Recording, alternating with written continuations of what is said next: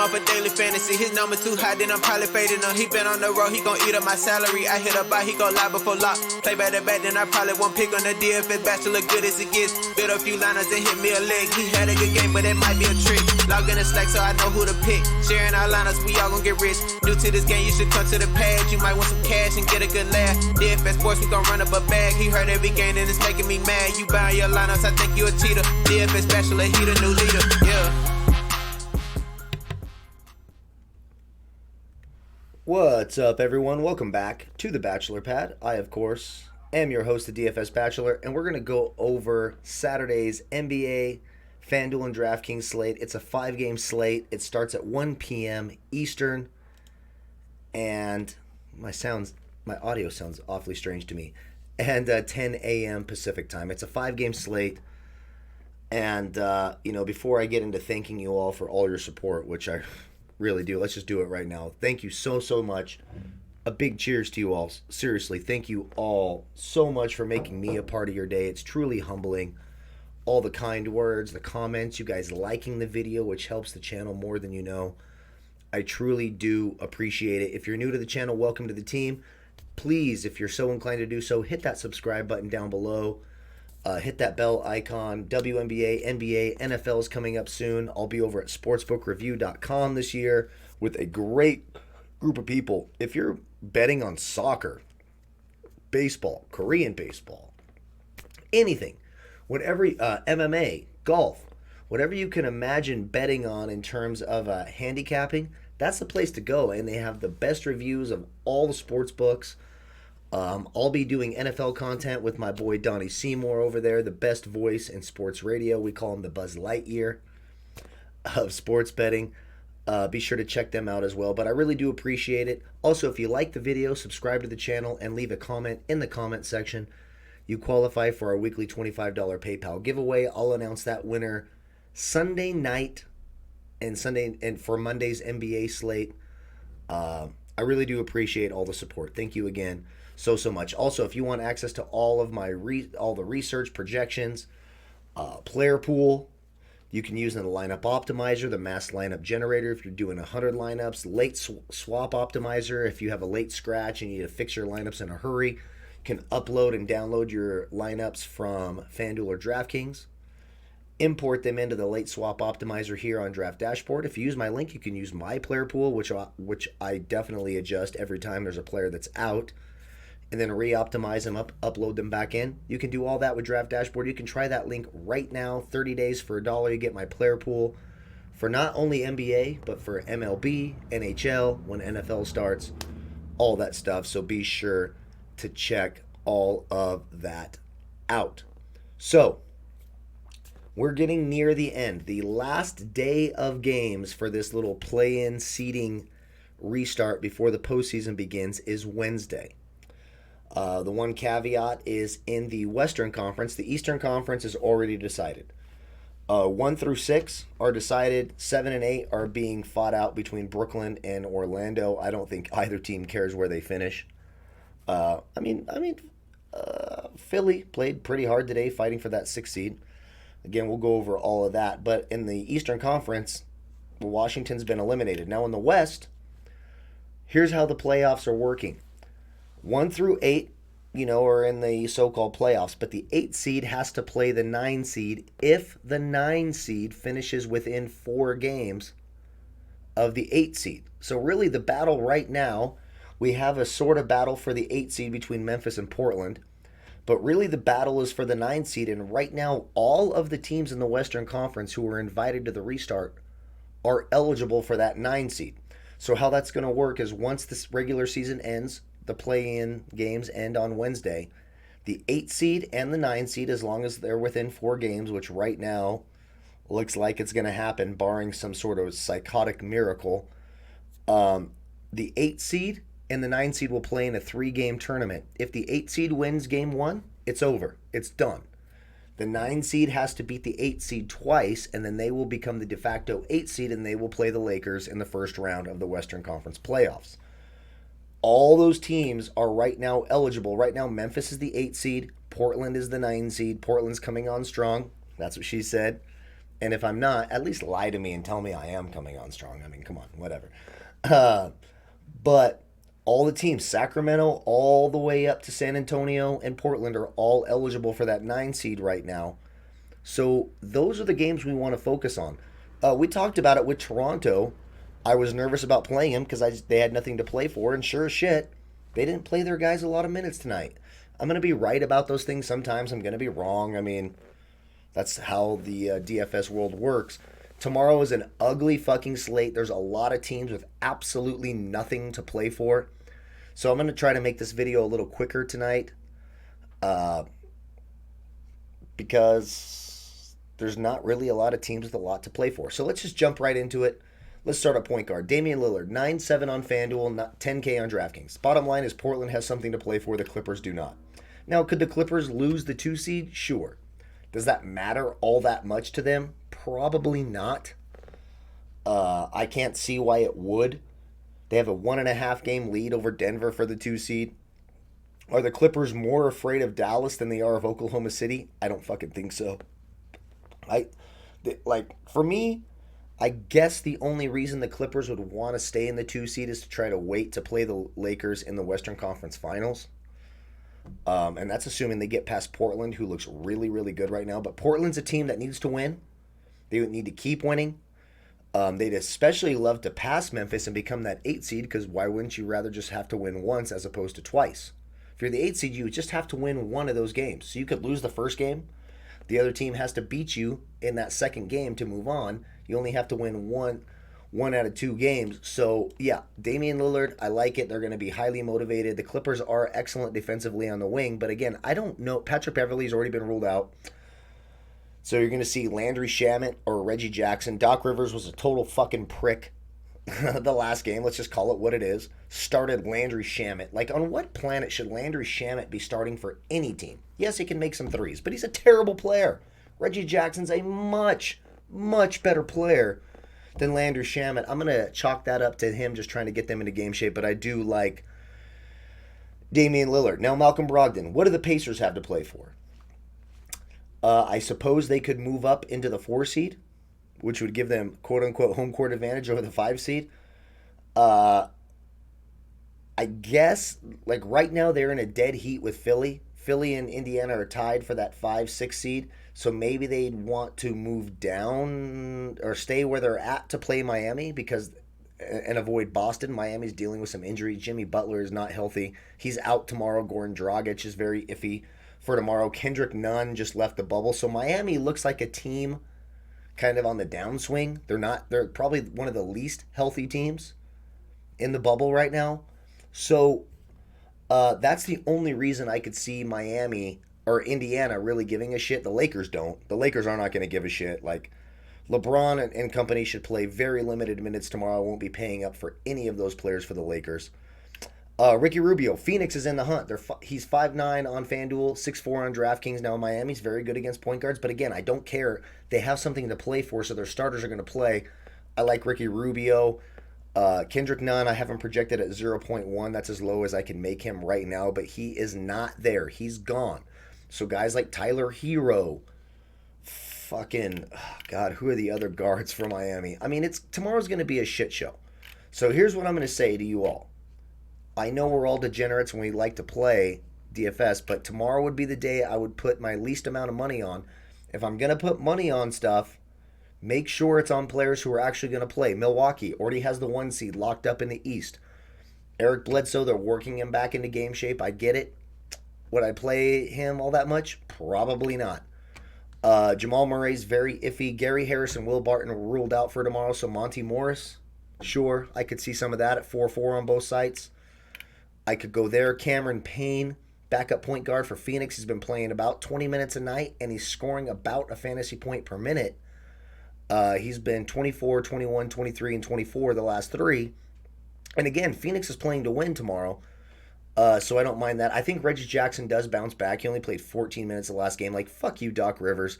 Doc Rivers is the same asshole that used to play his son 40 minutes a night, Baby Boy Rivers, we used to call him, who is not a very good player. But he knew that if he didn't play Baby Boy Rivers every night, he'd have to go home and talk to his wife, and she'd be like, "Why aren't you playing our son?" Best thing that ever happened to the Clippers was getting Austin Rivers the fuck out of there. Reggie Jackson's 5'4" on DraftKings. That's silly, but I could take a chance on him at 3.8. Could he be the window licker of the night like Josh Richardson was tonight? Yes, he could. By the way, fuck you, Josh Richardson. What a weak performance in terms of fantasy. Weak. Trey Burke. Again, Dallas doesn't have a ton to play for. Dallas is 8 games ahead. They're locked into the 7th seed. They could move up to the 6th seed. So is Dallas that much more worried about the Clippers than they are Denver or Houston? Probably not. I think, either one's about the same. I guess you'd rather play Denver with their injury problems, so maybe they want to pass Oklahoma City. Again, they're 2.5 games back. They're only 1 down in the loss column, but they're 1 down in the win column, but they're 4 down in the loss column. So, Utah, another team, not a ton to play for. They could fall to 6 and play Denver, or they could stay where they're at and play Houston.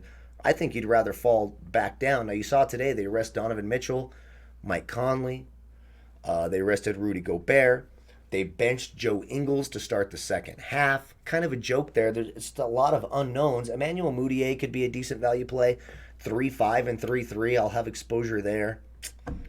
That's it. I'm just telling you, tomorrow is ugly as shit, guys. Quinn Cook, Alex Caruso's still hurt. If they don't play LeBron a lot, I guess you could throw Quinn Cook in. He's not any good. He's not going to get you more than 30, so why waste your time? Let's move on to shooting guards. Again, I know I seem like kind of nonchalant about this, but that's kind of how it is. Tomorrow is a big unknown. I'm going to focus on the teams that need to win. Phoenix, Portland. Like Phoenix and Portland are going to be where I focus most of my energy tomorrow, and the value for Miami, like the Tyler Heroes, who's 4-5 and 5-1. I'm not playing any Milwaukee Bucks against Dallas. Why would I? If I was going to, it'd be a guy like Dante DiVincenzo, Sterling Brown. I'm not going to go over a ton of stats here because this is pretty fucking straightforward. Like, am I going to pay $11K and 10-4 for Luka Doncic? Why would I? What are they going to do? They're going to move up to play Denver against... It's going to take a miracle for that to happen. They just played what? Did they just play today? It seems like all these teams are playing every day because it's the same fucking rotation of teams. But again, you need to be really smart tomorrow about how you pick your... they played the day before yesterday. Are you really going to risk Dante or Luka Doncic against Milwaukee in a game where they're not taken seriously? I don't think so. So guys like Trey Burke, maybe JJ Barea, maybe Delon Wright. Those are the kind of players I'd focus on. Devin Booker. Love Devin Booker. They need to win. He's 8K on Fanduel, 8-3 on DraftKings. I'm down with that. CJ McCollum at 7-3 and 7-8. I'm down with that. The Pacers, I can't see any reason why they'll continue to increase the minutes for Victor Oladipo. Maybe they will. I guess I'll consider him at 5-6 and 5-7.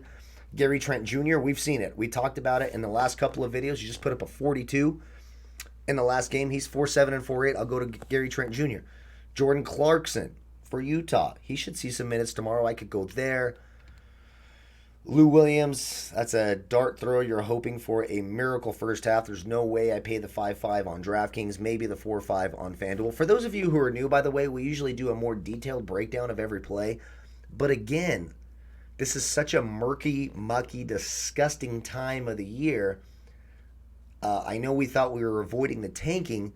What we're really getting now is teams are going to try to stay healthy going into the postseason. They're just not going to risk their entire season to play a seeding game that doesn't really matter when there's no travel and no home court advantage. They're just not going to risk it. So, we got to use some common sense here, and that's kind of the way I'm talking for this video. Tyler Hero, I think, is a guy for Miami that could see a ton of minutes because they need to play someone. Jimmy Butler's already been ruled out. Kendrick Nunn is gone. Tyler Hero's going to see a shit ton of minutes. He's probably going to be super high owned. Phoenix is 24th versus shooting guards. I like Tyler Hero. Dante DiVincenzo could be a guy for Milwaukee that sees a lot of minutes tomorrow. Now, he's a key rotational player, so it won't shock me if they try to rest him a little bit and play guys like Sterling Brown and George Hill, who's also a key rotational player. It's pretty ugly. Torrey Craig, he's going to see all the minutes he can handle. Do they care how healthy Torrey Craig is? Probably not. I mean, he's not worth a damn in terms of NBA talent. Gary Harris is out. Jamal Murray is very iffy. Be very surprised if he plays. Will Barton is out. So Torrey Craig's going to see the minutes, 4K and 4-2. I can go there. Pat Connaughton for Milwaukee. I like that value play. 3-1 on DraftKings. Let's add him to the player pool now. Again, I'll have my full player pool updated before the slate locks. You can get access to that clicking that link, trying it for 30 days for $1. I think Delon Wright's a player you see tomorrow, 3-5 and 3-4. Ugh, God, and that's it. Let's move on to small forwards. Get me the hell out of here. What did J.R. Smith do? I guess you could play J.R. Smith if you fucking hate your life. No thanks. I'll pass. It's embarrassing to me that he's still in the NBA. He's garbage. He's pure garbage. He's a mental midget, too. He's not good for teams. I know LeBron won a title when he was on the team, but J.R. Smith's fucking... I'm a Lakers fan. There's one... Well, it's 1A and 1B. If there were two players I can get rid of off the Lakers, it'd be Dwight Howard. I can't fucking stand Dwight Howard. And J.R. Smith. So there you go. That's how I roll on that. Small forward. No thanks on Giannis. And, I had some comments the last video when I said I didn't think he would play that much. He did play 30 minutes. He got a 50, but again, he was 11-4. He did not hit value. So I was 100% right about that. I'll pass on Giannis. I just don't think he sees the minutes. LeBron's questionable. He might play, but he's not going to play the full game. There's no fucking way I'm going there. I have no idea on earth why Kawhi would play a full allotment of minutes. I'll pass on that. TJ Warren has been red hot. He came back to earth a little bit. We talked about that. He was overpriced. He put up a 35. Again, the Pacers don't need to win. So I don't know why they... Like, the postseason is right around the corner, folks. We're 5 days away from the regular season being over. I don't see the motivation to overwork TJ Warren, so I'll pass. Carmelo, 4-9 on Fanduel, 5-5 on DraftKings. Yes, they need to win. Now, he was an absolute shit show the last game, played 31 minutes, he got a 13. That's because Carmelo Anthony's the same he's been his whole career. He's overrated, he's unreliable, and inconsistent. Now, he's in better shape. The upside is there. He scored a 37 the game right before that. The Clippers are 22nd against small forwards. I like Carmelo. Joe Ingles, it's a back-to-back for Utah. Played a shit ton of minutes today. Again, I don't trust the Utah-Denver game. I don't trust the Dallas-Milwaukee game. I'm probably going to pass, but I do like Michael Bridges at 4-8 and 4-9 because Phoenix is trying to win. He's going to play, from the low to high 30s every night. There's no Jimmy Butler. We can throw, Miami's defensive numbers out the window. No Kendrick Nunn, no Jimmy Butler. Those are two regular starters. Goran Dragic is very iffy off the bench. How much they'll play Bam, we'll have to see. Miami doesn't need this game. Honestly, I like Michael Bridges quite a bit. Cameron Johnson for Phoenix at 4-5. He's 5'2", DraftKings. That's kind of pushing it. But again, he's going to play a fuck ton of minutes.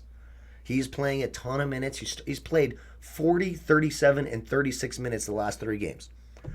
Jay Crowder, he's going to be forced to play for Miami because, he and Derrick Jones Jr. might be an interesting play without Butler and Nunn, etc. So I could go there. That's basically it. Maybe Markieff Morris sees a few more minutes tomorrow because the Lakers have nothing to play for. Keita Bates-Diop played 23 minutes the other night. He didn't do shit with it, but we have seen him when he gets some minutes put up some numbers. So if you want to do like a sprinkle of a GPP dart throw, that's where I could go. Anthony Davis, not going to happen. If Frank Vogel plays Anthony Davis, like he played 29 minutes the last game, put up a 32, and I said it, do not play those players. I took a lot of grief for that, and guess what? Fuck you all, I was right. The ones that were talking shit. I was 100% right. Because, this is basic human psychology. They're trying to stay healthy with a player with an injury history. The most important player on their team, by the way. Like, if Anthony Davis doesn't play great, the Lakers aren't winning an NBA championship. That's the bottom line. They won't even get to the finals. So Anthony Davis, he's a fragile guy. Not the most mentally tough guy. Not the most physically tough guy. He's very physically talented. 2 different things. Anthony Davis, no thanks. Porzingis, why? Why would you risk it? He played 38 minutes the last game. There's no need to. I'll pass. Michael Porter Jr. has gone all the way from $3,800 now. He is $78 fucking $100. I think Denver's realizing real quick this guy's going to be real important for them into the postseason. I'm not paying that much for him. Bam, no. Kyle Kuzma, he should see some minutes. Now, again, he's a vital rotation piece, but he's 5'5" and 5'4", so I can go there. Zach Collins, 5'1" and 4'3" on DraftKings. I like Zach Collins a lot. Whiteside is very iffy for tomorrow. They're going to need to win. So Zach Collins is not only going to start at the 4, but he's going to see backup 5 minutes behind Nurkic as well. 5-1 on Fanduel, 4-3 on DraftKings. Zach Collins is right now the best power forward play on the slate, in my opinion. Paul Millsap rested today, or rested yesterday. He'll be back for this game. How much they play the veteran, but he's 4-8, so I guess I can go there. Jeremy Grant is where I would go. Denver forwards, 4-7 on both sides.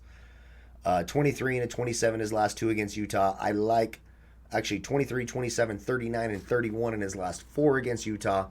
Again, not like this huge, I mean, he's a big rotational piece for the team, but he's someone like, look, if we don't play Michael Porter Jr. a ton, if we don't play Millsap a ton, we've got, the Mason Plumlee on the bench, and we got some Jeremy Grant and Bull maybe. Jeremy Grant should see all the minutes he can handle. I like that value price. Marcus Morris has been stepping up. He might be okay. I'm pretty iffy. Portland does allow the most fantasy points in the league to opposing power forwards. Again, probably no Whiteside tomorrow, so that helps a little bit. I can go Marcus Morris at 4-3 and 4-5. Maxi Kleber, no. Dario Saric, yeah, he's going to play 20 to 25 minutes off the bench. He's been very consistent in the restart, 27, 21, 23, and 24. He's got some 30-point upside against a thin, beat-up, already locked into the postseason Miami team. I could certainly go there. Some other guys who are going to see some minutes. I'm not saying these guys are going to do shit for you, but they'll be on the court if you're looking for guys who will be on the court. JaMychal Green, Marvin Williams. And that's it. Oh, no, who's this? Patrick Patterson. Yeah, if you ever play Patrick Patterson, you should just stop playing DFS. You're fucking stupid. Let me just put it that way. At center, Jokic and Gobert. I don't see the rationale. Now, Gobert rested today, so maybe they want to give him one more dress rehearsal before the playoffs.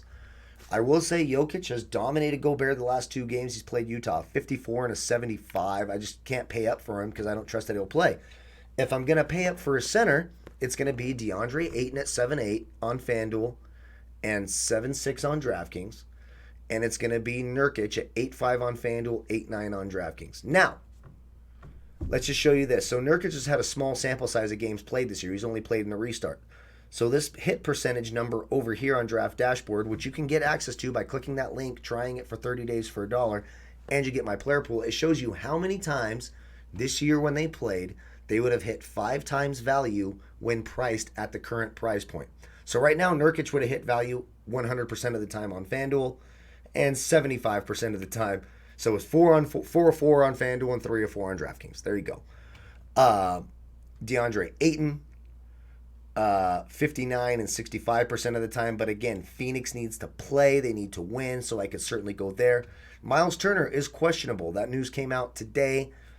Again, maybe Goga Batadze, I believe is his name. He could see some minutes. Brook Lopez played 31 minutes that last game. If they play Brook Lopez 31 minutes against Dallas tomorrow, they're fucking stupid. I don't think it'll happen, but I will give him a shot because what if he plays like 20 minutes, which makes more sense. At 5K, I could go there.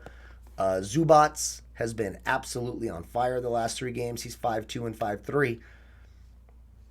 Again, they're pretty thin. Like Montrezl Harrell isn't there with the team, so they're going to need someone in the front court. So I can go Zubats.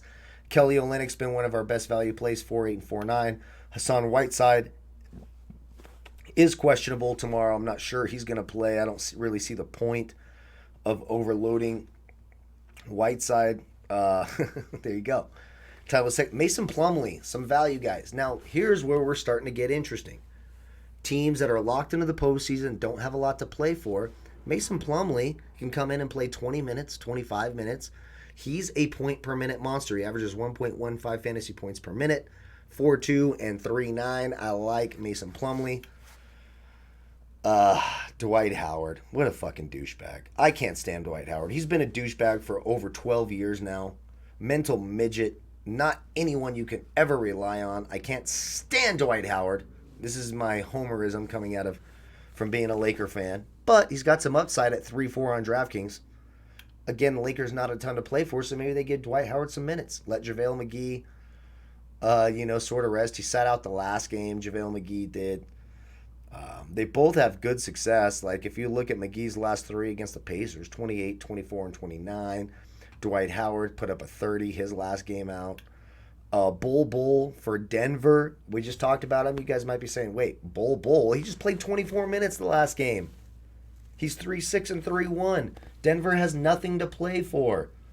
I mean, do they really care about moving up to the 2 seed? I don't think so. If they do, that's fine. The only reason they would do that is try to avoid the Lakers. But again, they're a game and a half back with like 2 games to play. Good luck. It's going to be very iffy. That's it. Tony Bradley for Utah, especially if Gobert's out. He had a big game today. Tony Bradley has some upside. He's 3-5 on both sides. Goga Batadze, again, that's if Miles Turner and Sabonis is still out. It's pretty ugly tomorrow. Again, I'll have a full player pool set. If you'd like access to that, all the research, the usage, players, points per minute, projections, history versus team, hit percentage at that price, and my player pool, you can click that link. Try Draft Dashboard for 30 days for $1. You'll also get my Major League Baseball player pool, which I keep updated throughout the day. You will not find a player in my Major League Baseball player pool that is not active and playing that night, which if you think that's easy to do, if you think that takes no time at all, I have to run back and forth, especially with all the weather postponements and the fucking COVID testing. Like, baseball has done such a shitty job, and they're already a joke of a league anyways. Like, just cancel the season for fuck's sake. But they aren't. And so I do my due diligence every day and make sure that my player pool is accurate. So if you I'm not saying they won't get a 0, but they'll at least have an at-bat that game and they'll be active. You can get access to that. Click that link. Try it for 30 days for $1. When you do, how you find my player pool is if you use that link, you'll go to your own watched players. You'll see a blue box at the top that says Watch DFS Bachelor's Picks, as well as a timestamp when it was last updated in Eastern Time. So you can see it's about 9:34 Pacific, 12:34 a.m. Eastern Time. We're burning the midnight oil here at the Bachelor Pad. And that'll let you know if I've, updated the player pool with the latest news, etc. Then you can use the lineup optimizer, mass lineup generator, the late swap optimizer, cash game optimizer, etc. Again, click the link, try it for 30 days for $1. Don't forget to like the video. Thank you so much for that. Subscribe to the channel. Leave a comment in the comment section. You qualify for the weekly $25 PayPal giveaway. Check out all my boys over at sportsbookreview.com. We'll be doing some big, beautiful, highly produced NFL shows this year, handicapping all the games. I'll still have my NFL DFS content every week as well. Cheers to you all. Thank you all again so much for your support. Hope you have a great weekend. Good luck in your golf entries, your MLB, your NBA, your WNBA. Thank you all so much for all your support. May the fantasy gods be with you. Goodbye, folks.